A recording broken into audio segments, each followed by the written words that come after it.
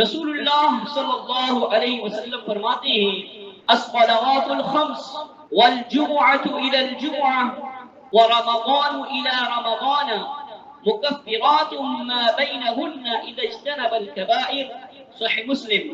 5 نمازیں، ایک جمعہ سے دوسرا جمعہ، ایک رمضان سے دوسرا رمضان، درمیانی زمانے کے تمام گناہوں کو ملا دیتے ہیں، بشرط یہ کہ کبیرہ گناہ نہ کیے ہیں۔ گناہ کبیرہ کا ارتکاب اور اس پر سرکشی اللہ تعالی سے بے خوفی کی واضح دلیل ہے۔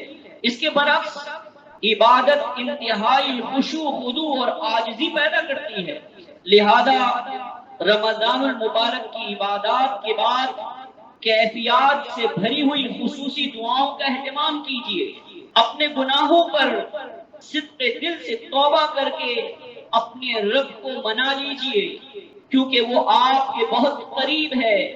اسی بات کو واضح کرنے کے لیے سورۃ البقرہ میں رمضان اور روزے کے دوران ذکر اللہ تعالیٰ نے اس کی یاد دہانی کرائی ہے۔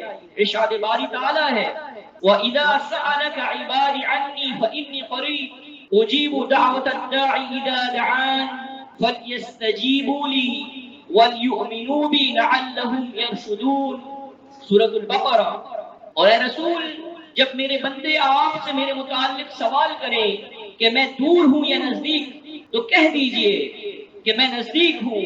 جب دعا کرنے والا مجھ سے دعا کرتا ہے تو میں اس کی دعا کو قبول کرتا ہوں۔ لہذا لوگوں کو چاہیے کہ جس طرح میں ان کی دعاؤں کو قبول کرتا ہوں، وہ میرے احکام کو قبول کریں اور مجھ پر ایمان لائیں، تاکہ انہیں دعا کی قبولیت کے ساتھ ہدایت بھی مل جائے۔